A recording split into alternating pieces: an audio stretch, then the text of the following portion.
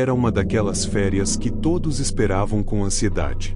Eu, minha esposa Amanda, nossos 2 filhos pequenos, e mais 2 casais de amigos decidimos alugar uma casa de campo afastada, a apenas algumas horas da cidade. Precisávamos de um lugar tranquilo, longe das luzes da cidade e das pressões diárias, onde pudéssemos relaxar e aproveitar o tempo juntos. A casa era grande, de madeira envelhecida, com um jardim espaçoso e cercada por uma floresta densa. O tipo de lugar que parecia perfeito para se desconectar do mundo. Nos primeiros dias, tudo estava indo bem. A casa, embora antiga, estava bem conservada. Nós e nossos amigos, a Ana e o Marcos, e a Luciana e o Tiago, aproveitamos para fazer longas caminhadas pelas trilhas da floresta e nos reunir ao redor da lareira nas noites frias. Foi na 4ª noite, porém, que algo estranho aconteceu. Estávamos todos na sala de estar, rindo e conversando, quando ouvimos um barulho vindo do quintal. Era algo como um arranhar no chão, seguido de passos lentos e pesados. Por um momento, ficamos em silêncio, tentando entender o que poderia ser. Deve ser um animal, Marcos disse, tentando descontrair.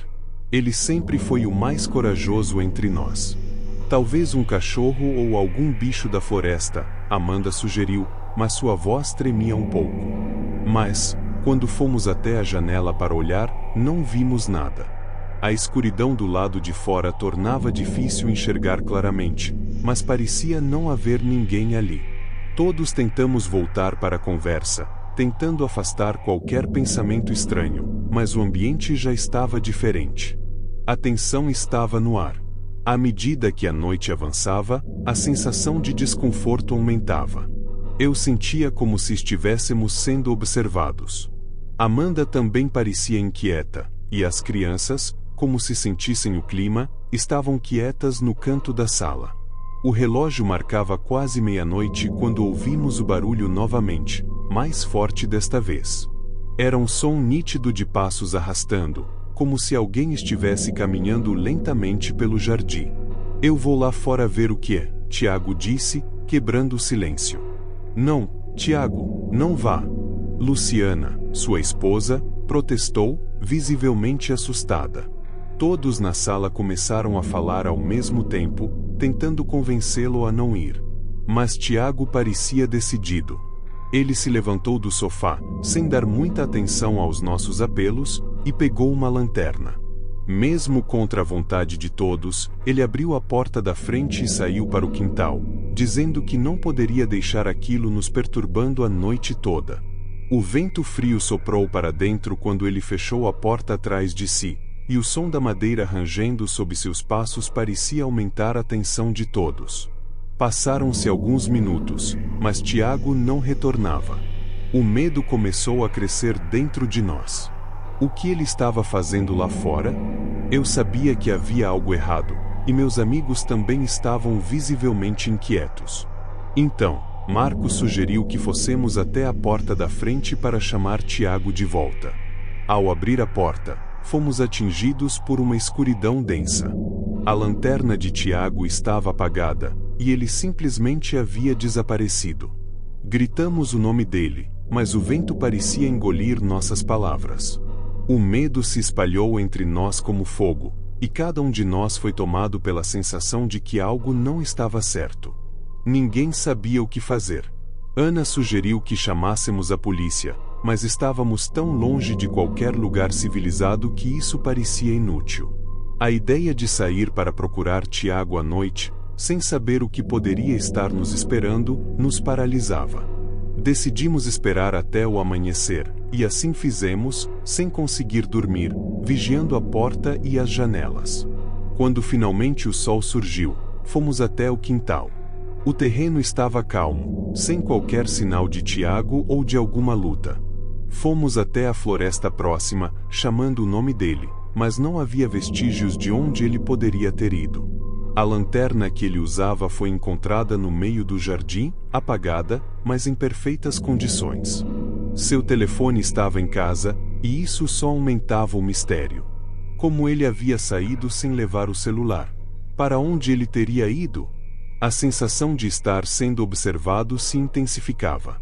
À medida que o dia passava, começamos a nos dividir para procurar mais intensamente, mas nenhum de nós sentia coragem de ir longe demais. Passamos o resto da manhã e da tarde vasculhando os arredores da casa, tentando entender o que poderia ter acontecido com Tiago. Até mesmo as crianças estavam assustadas, sentindo a tensão no ar. No final da tarde, voltamos para casa. Estávamos exaustos, mas não havíamos encontrado nada. Quando entramos, percebemos que a casa parecia diferente. Era como se algo tivesse mudado. A sensação de opressão estava mais forte do que antes, como se a própria casa estivesse carregada com a ausência de Tiago. A noite chegou e decidimos tentar dormir, mesmo com a incerteza do que havia acontecido. Mas, no fundo, sabíamos que Tiago estava perdido, e não podíamos evitar nos perguntar se ele estava realmente perdido, ou se havia algo mais sinistro em jogo. Nos dias seguintes, continuamos procurando por Tiago. Chamamos a polícia, e eles começaram as buscas, mas sem sucesso. Os dias passaram, e o medo foi tomando conta de todos nós. Cada vez que a noite caía, começávamos a ouvir os mesmos barulhos do primeiro dia, passos arrastados no quintal, o som de algo ou alguém se movendo ao redor da casa. Era impossível ignorar. O que mais nos assustava não era a ausência de Tiago, mas a ideia de que ele não havia simplesmente desaparecido. Ele havia sido levado por algo ou alguém, algo que não podíamos entender. A casa que nos parecia um refúgio seguro agora estava nos engolindo, e o medo se espalhava, afetando a todos de maneira diferente. Amanda começou a ter pesadelos, e as crianças começaram a se recusar a sair da casa. Até mesmo os amigos que haviam se mostrado otimistas estavam agora tão abalados quanto eu. Por fim, a decisão de sair foi tomada. Não era mais seguro ali. Quando finalmente deixamos a casa e a região, não conseguimos evitar olhar para trás, para a floresta e o terreno vazio.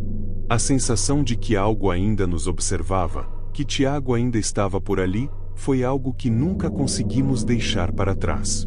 Embora tivéssemos deixado a casa, sabíamos que a sombra daquele lugar nunca nos abandonaria. O vazio que ficou foi mais pesado do que qualquer coisa que pudéssemos explicar. Nunca soubemos o que realmente aconteceu com Tiago naquela noite, e a sensação de sua ausência, o vazio deixado pela sua falta, assombra todos nós até hoje. Ele simplesmente desapareceu, e a casa de campo ficou para sempre marcada em nossas memórias, como um lugar onde algo muito errado aconteceu, algo que nunca conseguimos compreender completamente.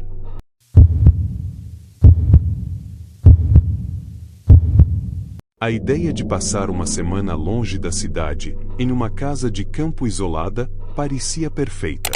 Eu, Lucas, Clara, Pedro e Marina, amigos de longa data, precisávamos disso. As obrigações diárias, as pressões do trabalho e as rotinas cansativas tinham nos afastado um do outro nos últimos anos, e todos estávamos sentindo a falta da convivência genuína que tínhamos na adolescência. Então, quando Lucas sugeriu alugarmos uma casa afastada, no meio da natureza, todos concordaram imediatamente. Não hesitamos. Lucas encontrou uma casa isolada, em uma área remota, rodeada por florestas densas e montanhas. A casa tinha um preço acessível, o que chamou nossa atenção. Quando chegamos, no entanto, a realidade foi bem diferente. A casa estava em péssimo estado, com a pintura descascada e o telhado mostrando sinais claros de desgaste. As janelas estavam sujas, e o cheiro de mofo tomava conta do ar. "Ah, vai ser divertido", Pedro disse, tentando aliviar o clima tenso. Ele sempre foi o mais otimista do grupo. Nos primeiros dias, conseguimos nos distrair com as atividades planejadas.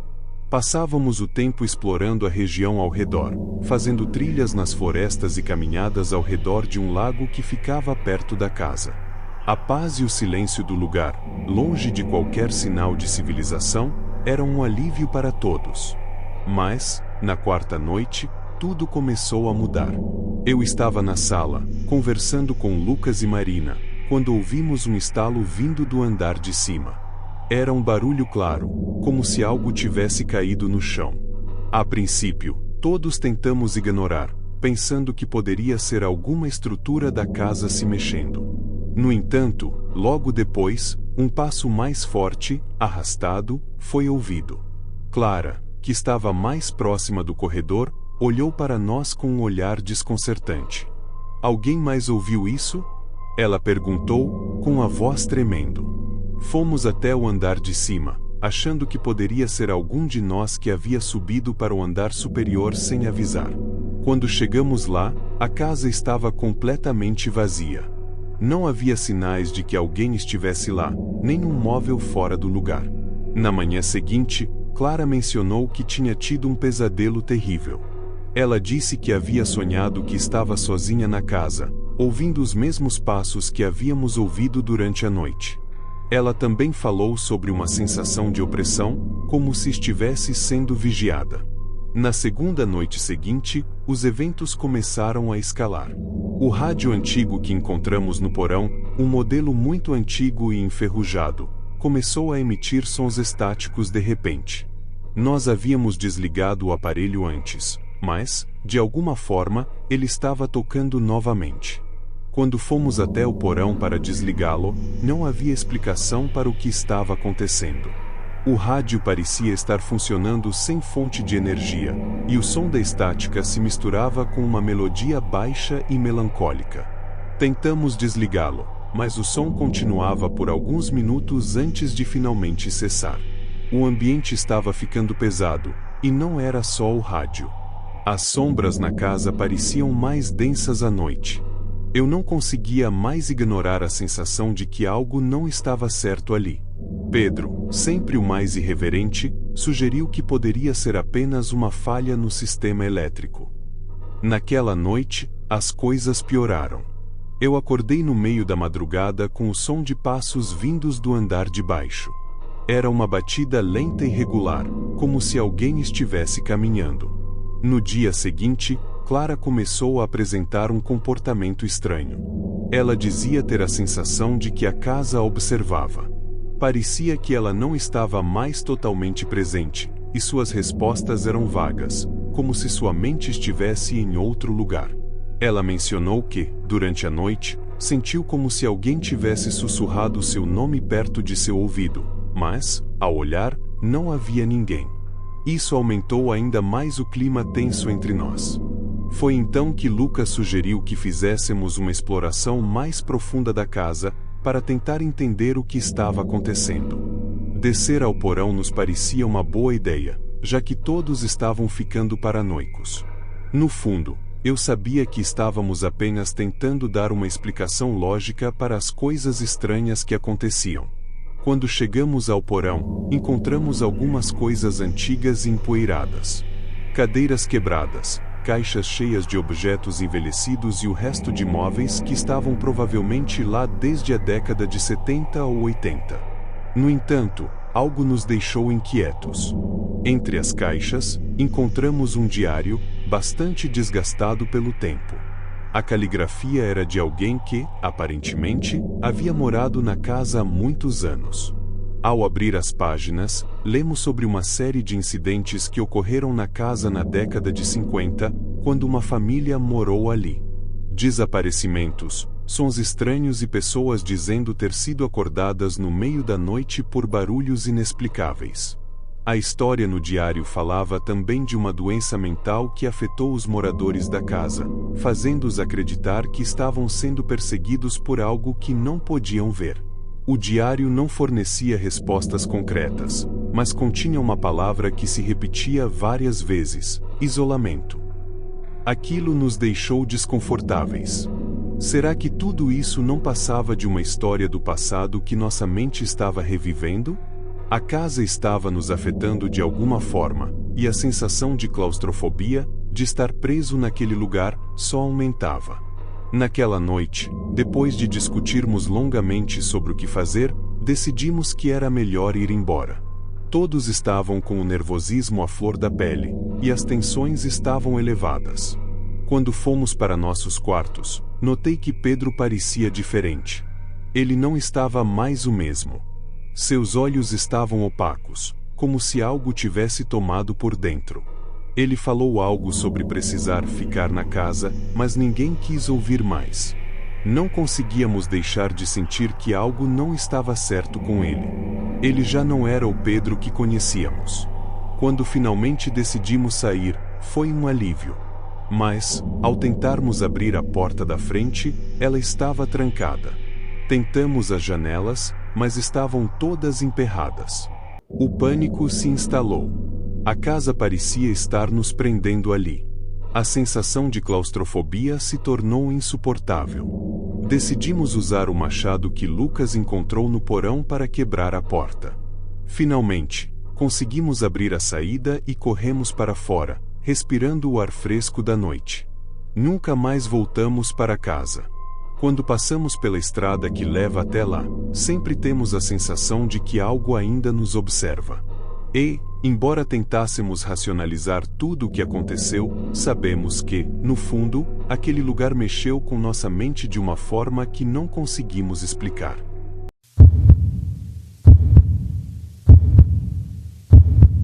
Tudo começou quando decidimos nos mudar para o interior. Meu marido, André, e eu estávamos cansados da cidade grande. A poluição, o barulho constante e a falta de privacidade nos desgastavam. Queríamos um recomeço em um lugar calmo, onde pudéssemos respirar ar puro e desacelerar. Foi numa tarde de domingo que encontrei o anúncio. Uma casa de campo em uma área isolada, cercada por campos verdes e uma floresta que parecia se estender para sempre. O preço estava bem abaixo do mercado, o que deveria ter sido um sinal de alerta, mas estávamos tão animados que ignoramos qualquer hesitação. Quando chegamos para ver a propriedade, algo parecia deslocado. A casa era imponente, construída no estilo colonial, com uma varanda ampla e janelas grandes que pareciam convidar a luz do sol. Mas a luz parecia não alcançar o interior. Havia algo sombrio sobre ela, uma presença silenciosa que era difícil de descrever. O corretor nos mostrou cada canto com entusiasmo, mas suas respostas ficavam vagas quando perguntávamos sobre os antigos proprietários. No corredor principal, fomos apresentados a um espelho enorme, emoldurado por madeira entalhada com detalhes intricados. Era a peça mais impressionante da casa, e o corretor fez questão de enfatizar sua história. Este espelho é uma relíquia da época em que a casa foi construída. Dizem que foi feito por um artesão renomado e que nunca foi removido daqui. Lembro-me de sentir um arrepio enquanto olhava para o vidro impecável. Apesar do restante da casa estar empoeirado e desgastado, o espelho parecia recém-polido, como se fosse cuidado por mãos invisíveis. André ficou fascinado com o objeto, dizendo que ele dava personalidade ao lugar. Contra meu melhor instinto, concordei. A primeira semana foi tranquila. Passávamos o dia organizando os móveis e limpando a poeira de anos de abandono. Durante a noite, porém, o silêncio absoluto da casa era quase ensurdecedor. Sem o barulho constante da cidade, cada pequeno som parecia amplificado. O estalar das paredes de madeira, o vento uivando pela floresta e, às vezes, algo mais. Sons baixos, como sussurros ou risadas distantes, que André insistia serem minha imaginação. Certa noite, acordei com a sensação de que algo estava errado. Olhei para o relógio, 3h17. O quarto estava mergulhado em escuridão, mas pude ouvir um som estranho vindo do corredor, como passos leves no chão de madeira. Meu coração disparou. Levantei-me devagar, tentando não acordar André, e abri a porta. O corredor estava vazio, mas o espelho parecia mais brilhante do que o normal, refletindo a pouca luz que vinha da janela no final do corredor. Quando me aproximei, algo no reflexo chamou minha atenção. Não era apenas eu que estava lá, havia uma sombra atrás de mim, imóvel, como se me observasse. Virei-me rapidamente, mas não havia nada ali. Quando olhei de volta para o espelho, a sombra havia desaparecido. No dia seguinte, tentei ignorar o que tinha visto, mas algo dentro de mim sabia que aquilo não era fruto da minha imaginação. Fui explorar o sótão, uma área da casa que ainda não tínhamos visitado. Lá, encontrei um baú antigo, cheio de papéis amarelados e fotografias antigas. Em uma das fotos, reconheci o espelho. Ele estava no mesmo corredor, mas algo na imagem me perturbou. O reflexo no espelho parecia mostrar um cômodo diferente, um quarto escuro e vazio que não existia na casa. André achou tudo isso fascinante. Ele começou a pesquisar sobre a história da casa, enquanto eu tentava evitar o corredor principal o máximo possível. Mas, à noite, o espelho parecia chamar por mim. Toda vez que passava por ele, sentia como se algo estivesse se movendo dentro de seu reflexo, algo que só aparecia quando eu não estava olhando diretamente. Uma madrugada, André acordou gritando. Disse que teve um sonho em que estava preso dentro do espelho, cercado por figuras humanas que o observavam em silêncio. Ele descreveu a sensação de sufocamento e pavor, algo tão vívido que parecia mais uma lembrança do que um pesadelo. Decidimos cobrir o espelho com um lençol, na esperança de que isso diminuísse a sensação de inquietação, mas isso só piorou as coisas. Na noite seguinte, acordamos com o som de vidro quebrando. Corremos para o corredor e encontramos o lençol no chão, completamente rasgado. O espelho estava intacto, mas algo havia mudado. Havia marcas de mãos no vidro, como se alguém tivesse tentado atravessá-lo de dentro para fora. A partir desse ponto, os eventos se tornaram incontroláveis. Objetos desapareciam e reapareciam em lugares impossíveis. As portas se fechavam sozinhas, e sombras moviam-se pelos cômodos mesmo quando estávamos sozinhos. Uma noite, acordei com André parado diante do espelho, sussurrando algo que não consegui entender. Quando o chamei, ele parecia estar em transe. Foi só quando o puxei pelo braço que ele finalmente reagiu, confuso e sem memória de ter saído da cama. Decidimos que era hora de destruir o espelho. Pegamos um martelo e uma barra de ferro e nos preparamos para acabar com ele. Mas, assim que André ergueu o martelo, o espelho começou a vibrar. O reflexo mudou, revelando não o corredor, mas um lugar escuro, com paredes úmidas e uma névoa densa. Figuras começaram a surgir, seus rostos distorcidos e vazios, como se fossem sombras humanas. Antes que pudéssemos reagir, uma das figuras atravessou o vidro, sua mão pálida e fria agarrando o braço de André. Ele gritou, mas era como se algo o puxasse para dentro. Segurei-o com todas as minhas forças, mas senti que estava perdendo. No último momento, puxei-o com força suficiente para fazê-lo cair no chão, enquanto a figura recuava, gritando em uma língua que não consegui compreender. Fugimos da casa naquela noite, deixando tudo para trás. Nunca mais voltamos, mas às vezes, quando estou sozinha, sinto como se estivesse sendo observada. Não tenho coragem de olhar para espelhos por muito tempo. Temo que, um dia, veja algo que não deveria estar lá, e que isso me veja também.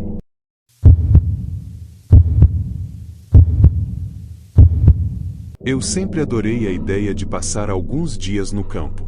Cresci em uma cidade grande, onde o barulho constante de buzinas e conversas era como uma trilha sonora interminável. Quando minha tia Clara me convidou para passar um fim de semana na casa de campo que ela acabará de herdar, aceitei sem hesitar. Ela disse que era uma propriedade isolada e tranquila, perfeita para descansar. Eu não sabia que aquele convite mudaria minha vida para sempre. A casa ficava no fim de uma trilha longa e sinuosa, cercada por uma floresta densa. A estrada de terra parecia se perder entre as árvores, e, quando finalmente cheguei, o sol já estava baixo no horizonte, lançando sombras que faziam a casa parecer maior do que realmente era. Era uma construção antiga, com paredes de pedra cobertas de musgo e janelas pequenas que pareciam espiar o mundo exterior. Clara estava na varanda, acenando para mim. O sorriso dela parecia forçado, como se estivesse tentando esconder algo. "Que bom que você veio, Helena", disse ela enquanto me abraçava. "Essa casa tem algo especial. Acho que você vai gostar." O interior era ainda mais impressionante. Os móveis eram de madeira escura e maciça, claramente antigos. Havia quadros nas paredes com retratos de pessoas que eu não reconhecia, provavelmente parentes distantes. Mas o que mais me chamou a atenção foi o cheiro. Era uma mistura de mofo, madeira envelhecida e algo metálico, como ferro enferrujado. Clara me mostrou meu quarto, no andar de cima, e explicou que ficaria no quarto de hóspedes no andar de baixo. Depois de jantar, conversamos um pouco na sala de estar.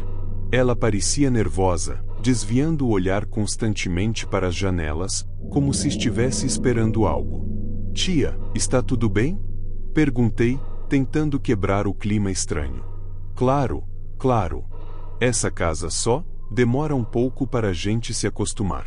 Eu não insisti. Clara sempre foi uma mulher prática, e era raro vê-la agir de forma tão inquieta. Decidi que ela provavelmente estava cansada com a mudança e fui dormir cedo. Naquela primeira noite, acordei de repente. O relógio no criado-mudo marcava 3h17. Não sabia o que me acordou, mas senti um peso no ar, uma sensação de que algo estava errado. Tentei voltar a dormir, mas um som vindo do andar de cima me fez congelar. Era um barulho leve, como passos rápidos, mas não humanos.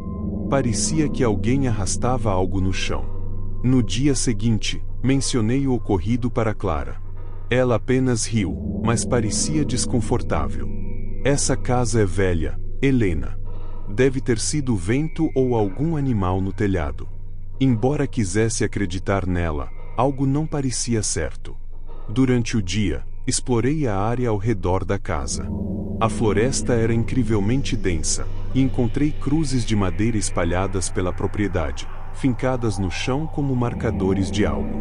Quando perguntei a Clara sobre elas, ela apenas deu de ombros. São antigas. Provavelmente feitas pelos antigos moradores. Naquela noite, acordei novamente no mesmo horário, 3h17. Desta vez, o som era mais alto, como passos firmes no corredor. Peguei meu celular para usar como lanterna, com o coração disparado, abri a porta.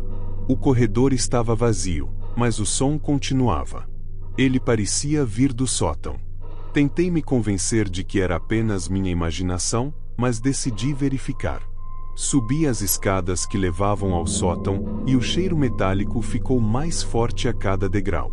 A porta estava entreaberta, e quando empurrei, o ar parecia mais denso lá dentro. O sótão estava cheio de coisas antigas, baús, cadeiras quebradas e uma velha cadeira de balanço. Quando iluminei o espaço com a lanterna, vi que a cadeira estava se movendo, rangendo suavemente. Senti um calafrio percorrer minha espinha. De repente, um dos baús caiu no chão com um estrondo. Ele se abriu, revelando uma boneca de porcelana com cabelos desgrenhados e um vestido preto. Os olhos da boneca pareciam seguir meus movimentos. E então, eu ouvi: "Saia daqui." A voz era baixa, quase um sussurro, mas clara o suficiente para me fazer correr de volta para o meu quarto. Tranquei a porta e passei o resto da noite sentada na cama, tremendo. Na manhã seguinte, contei tudo a Clara. Para minha surpresa, ela não parecia surpresa. "Helena, essa casa tem uma história. Há muitos anos, uma família morava aqui. A filha mais nova desapareceu, e ninguém nunca a encontrou. Alguns dizem que ela morreu aqui, sozinha." Perguntei por que ela não tinha me contado isso antes, mas Clara evitou a pergunta. Decidi que, após aquela noite, eu iria embora. Na terceira noite, não consegui dormir. Fiquei acordada até tarde, mas eventualmente o cansaço me venceu. Quando abri os olhos, o relógio marcava 3h17. Dessa vez, o silêncio era absoluto, mas eu sabia que algo estava errado. Acendi a luz e vi pegadas pequenas no chão do quarto. Elas iam da porta até a minha cama. E então ouvi uma risada baixa, quase infantil, vindo do corredor. Abri a porta e vi as pegadas continuando pelo corredor até o sótão. Mesmo contra meu bom senso, segui as marcas. Quando cheguei ao sótão, a porta estava fechada, mas ouvia barulhos do outro lado, como algo sendo arrastado. Empurrei a porta, e o cheiro de ferro era quase insuportável. No centro do cômodo, a boneca estava sentada na cadeira de balanço, e atrás dela, na parede, havia marcas de unhas riscadas na madeira. Quando me virei para sair, ouvi a porta se fechar sozinha. Tentei abrir, mas estava trancada. E então ouvi o som novamente, como passos pequenos, mas desta vez atrás de mim.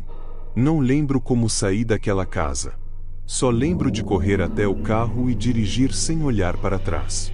Minha tia Clara tentou me ligar algumas vezes depois disso, mas eu nunca mais voltei. Meses depois, recebi a notícia de que ela havia desaparecido. Hoje, quando estou sozinha em casa e o silêncio se torna opressor, sinto como se algo estivesse me observando. Às vezes, acordo às 3h17, com a sensação de que não estou sozinha no quarto. Acho que, de alguma forma, nunca deixei completamente aquela casa. E ela nunca me deixou.